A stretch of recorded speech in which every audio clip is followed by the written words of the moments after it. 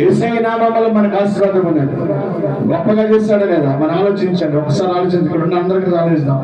ఒకప్పుడు మనం ఏ స్థితిలో ఉన్నాం, ఏ పరిస్థితిలో ఉన్నాం, ఎలాగ జీవించగలిగిన వారు ఉన్నాం, ఎలాగ బ్రతకగలిగిన వారు ఉన్నాం. ఒకప్పుడు జరిగిపోయిన యొక్క దినాలు ఇప్పుడు జరుగుతున్న ఎలాగున్నాం. గొప్పగా దీవించాడు, హల్లెలూయా. గొప్పగా ఆశీర్వదించగలిగిన వాడు ఉన్నాడు, హల్లెలూయా.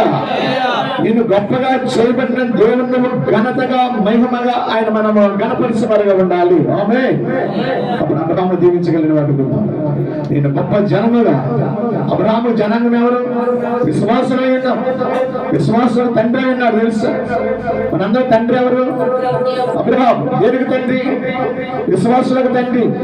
ఏనాడైతే దేవుని వాగ్దానం పొందగలిగిన వాడు ఉన్నాడు, తనలో ఆశీర్వాదం అనేది ప్రారంభించగలిగిన వాడు ఉన్నాడు. ఆమేన్, ఆమేన్.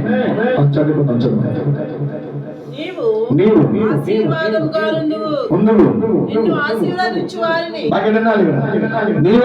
ఆశీర్వాదకరంగా ఉండు అన్నాడు. అక్కడ అంటే నేను దీవించబడిన వారు నీ ద్వారా అనేక మంది ఎలా ఉండాలంట? దీవెనకరంగా ఉండాలి. ఒక మాట చెప్తున్నాను, మనం క్యాండిల్స్ అన్ని చేస్తాం కదా. ఒక క్యాండిల్ మనం ఏం చేస్తాం? వెలిగిస్తాం. దాంట్లో మీరేం చేస్తారు? వెలిగించుకుంటూ ఉంటారు. ఒక్కొక్కరు ఒకరు 1 by 1. నన్ను దీవించాడు దేవుడు. ఇది దీవించాడు తెలుసా? అబ్రహాము అంటున్నమాట, నన్ను దీవించబడినప్పుడు దేవుడు అంట నా ద్వారా అనేక మంది దీవెనకరంగా ఉండరు గాక. ఆమేన్. ఏ స్థితిలోనైనా, ఏ పరిస్థితుల్లోనైనా, ఎలాంటి స్థితిలోనైనా ఈ ఉదయకాల సమయంలో నిన్ను బహుగా దీవించగలిగిన దేవుడి విషయంలో దేవుడు నీకు తోడైండునగాక. ఎక్కువ నీకు తోడైండునగాక. ఏ పరిస్థితులు నేను ప్రభునందు ప్రియమైన సంగమ. అదే మన యెషయా గ్రంథము 43వ అధ్యాయం చూసినట్లయితే 5వ వచనంలో, భయపడకుము నేను నీకు తోడైండున్నా. ఇది ఇవ్వబడించిన వాగ్దానాన్ని బట్టి ఉదయకాల సమయం అందులో మనం ఉందాం.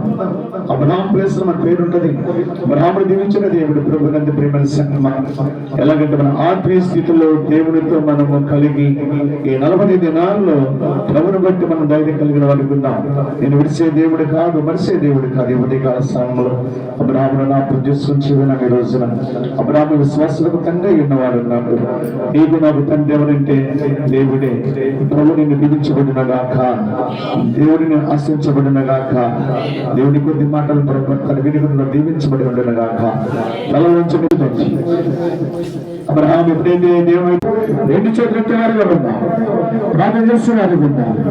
యెషయా గ్రంథంలో దేవుడి వాగ్దానం, ఇదిగో భయపడకో నేను నీకు తోడై ఉన్నా.